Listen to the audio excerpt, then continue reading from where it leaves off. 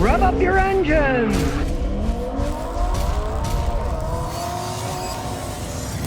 Time to head back to Tennessee from Rhode Island. So all you people in Tennessee, get ready. Start making appointments with me to check out your cars, help you out with your problems. And what did we learn the last 3 months I've been here in Rhode Island? Well, that the Cybertruck is a gigantic joke pulled on the universe by Elon Musk. I finally got my hands on one, and let me tell you, yeah, it was fast, it weighs a ton.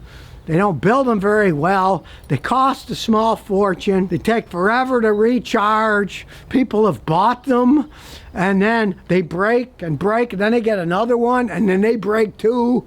They're not ready for prime time for sure. We've also learned that the bill may be tolling for high used car prices.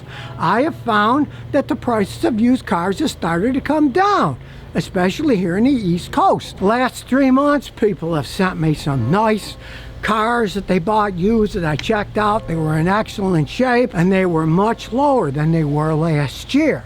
People are finally realizing that, hey, you don't have to pay the asking price.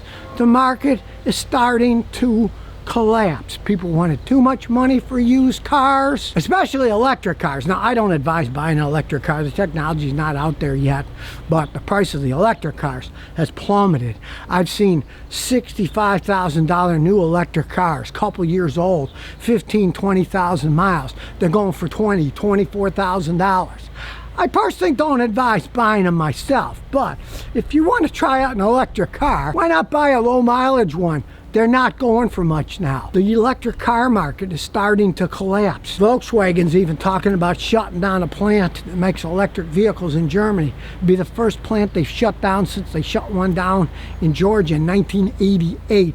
So it shows you, electric cars, the rubber's meeting the road, and it's starting to implode. I've also learned that the price of electric bicycles is coming down, and if you spend your time and do a little research, the quality and the features are actually improving over time. Now, my wife loves this Quali Sports Dolphin Plus because she's little. She likes a smaller bike. Battery in here and a battery in here. It's got a tremendous range. It has both a finger throttle and pedal boost. She doesn't like going all that fast. And as you can see, this particular one is totally legal. It is a class 2, and as you can see, it goes 20 miles per hour. And it easily fits in the back seat of the Matrix because it folds in half very easily.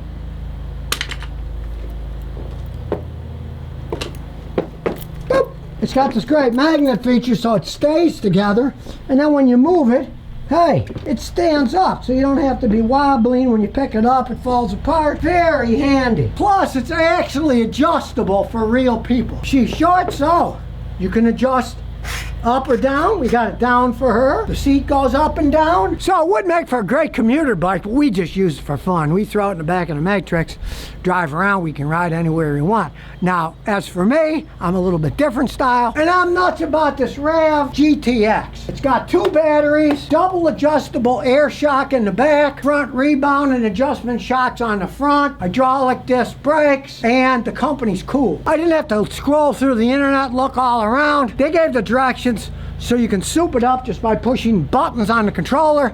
This baby goes over 36 miles an hour. With the dual batteries, it can go about 36 miles going full speed. Now, if you want to do pedal assist, of course, you can go a lot further, you go slower, you get a lot more range. But if you're looking for something that can go speed for 36 miles, it's the best one I found. I found other ones that I have that can go about 35 miles an hour, but they only go about 10, 15 miles and they run out of power.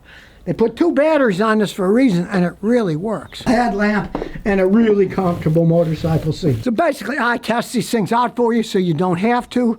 The crappy ones are either in the garbage or they're hiding in my shed over there for use as spare parts. If the tires or the brakes go bad, I can swap them out. A lot of the other ones, cheaply made. These, hey, they're pretty quality. They're the top 2, I gotta say, that I've found so far. But what else have I learned? Well, this CRI electric impact works quite well. I haven't been able to find things it won't take apart. It's got 2 battery packs, charger, even some sockets.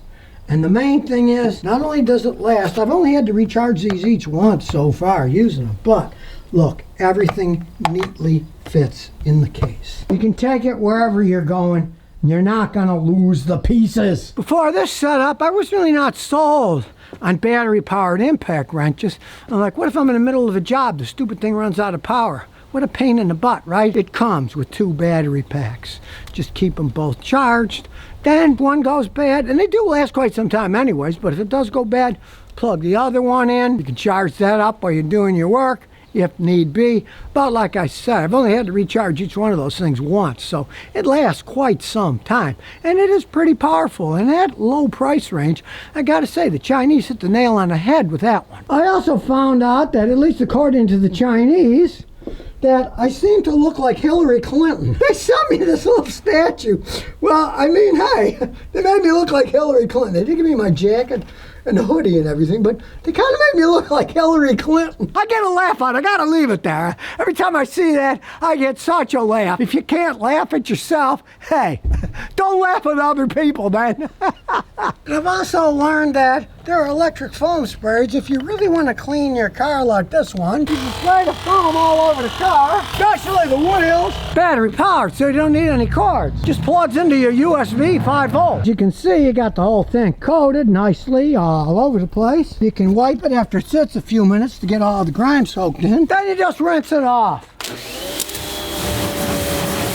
And speaking of rinsing things off, I have to say I'm more than satisfied with this Giraffe power washer with a 100-foot reel on it. Now the Giraffe tool logo's kind of worn off, but I don't care. Power switch now because I'm done with it. But it's been great. The only problem was it had the outlet here for the hose, and they had a very cheap hose that blew up inside. So I got my own hose and I connected it to a hole I drilled in the front, and it's been working for years now that way. Used it about 7 times. It started leaking like mad, and then found out the stupid hose that they connected to it was at a right angle, and it twisted and it blew a hole in it. So I just thought, well, there's the connector. I'll drill a hole in the plastic and then run the hose that way with a clamp, and it's worked perfectly ever since then. I re-engineered it. So if you do buy one of those, it's a simple re-engineering thing.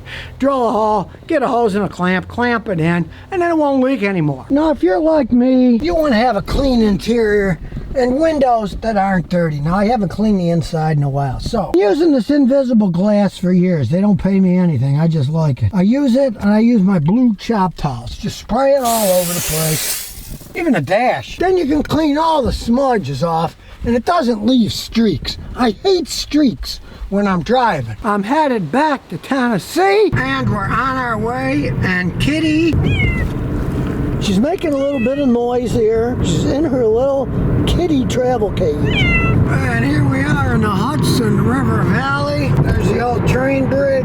There's the little feeder river. There's the car bridge. And there's the Hudson River. Headed to New York City. And we're on our way to Buffalo. Well, we're now at a stop, Sunoco Station, New York State, on the thruway.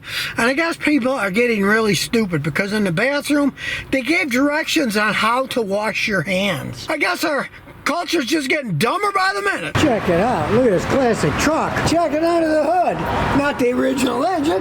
They're 350 with an Edelbrock and a modern 4-speed automatic. And here we are in my hometown of Niagara Falls. As you can see, much of it has been actually knocked down. These used to be houses. And in the background back here, you can see there are a bunch of abandoned houses. These particular ones, they just tore them all down, planted grass. Now, interesting enough, there's an EV charging station here, but as per usual, nobody's using it. Interesting enough, even trees are abandoned. This tree was blown down years and years ago, and it was just abandoned in front of this house. And speaking of abandoned, check this out. This is the site of the first house. It was built in Niagara Falls in 1808, but as you can see, there's nothing left but overgrowth. It's long gone too. Well, you gotta say, at least they're consistent. They've been abandoning houses for centuries now. And speaking of abandoned, check out the abandoned Turtle Building, it used to be called. This building's now been abandoned for 29 years. I'm not making that up. It was an American Indian thing. They had it for so many years. I believe it was 1999. They shut the thing down. Then they didn't pay taxes or anything. And The state took the property over. Recently, they tried to get it designated as an historical building, but as far as I'm concerned, it's just an historical waste of taxpayers' money. You can see this construction wasn't all that great. It's already coming apart. And now it's owned by Niagara Falls Redevelopment LLC, and you can see they're attempting to lease this thing out. Well, I guess hope springs eternal, right? But let's face it, it's been sitting there for 29 years rotting away. I don't think anybody's going to be leasing it anytime soon. But the water keeps rushing over to the edge of the falls. And the rainbow seems to be still shining on the Canadian side, which seems to be prospering quite well. And the water, it just keeps tumbling over the falls. At least for the next few 100,000 years. That rock's pretty hard, and the Canadians and Americans take so much water for their turbines that it wears down a lot slower now. I certainly hope you'd be smarter than that. Take a little dip in here if you want. And here's an historical spot where I took pictures of my son's wedding when he came back from Afghanistan. Well, it still looks pretty much the same. Day 2, driving through Buffalo. There's a cool old bridge they haven't used in years. There's another old bridge that looks like a dinosaur bridge. Look at it. They haven't used that thing in a long time. And there's the Peace Bridge, going from the United States all the way to Fort Erie, Ontario. There's downtown Buffalo. You can see a lot of the old buildings are a blast from the past. Ice cream factory that hasn't made ice cream for over 50 years. Last day, the pink sun is starting to come up and Kitty is yarbling. Now we're gassing up in Ohio. Check it out. Look at that beautiful station wagon. And the man is crazy. He thinks this is dirty. Well, made it back to Tennessee. So now that I'm back in Tennessee, people want to meet me. They got car problems. They want to show their car. They want to ask me questions. I'm here in Clarksville, Tennessee. You want to make an appointment? Just Gmail Scotty Kilmer at gmail.com. That's all you got to do. And you can set up a time. I'm going to be here for the next 3 months, and I can help you out with your problems. And what did we learn on this trip? Well, guess what? I saw 4 Teslas, and I also saw 4 dead armadillos. Now, the armadillos were all in Kentucky for some reason. The 4 Teslas were seen on a highway from Rhode Island to Tennessee. That's a long way to only see 4 cars. So, I gotta say, who's dumber, the 4 dead armadillos or the 4 people who bought those Teslas? I saw 1 Rivian, and I also saw 1 dead kangaroo. Don't ask me.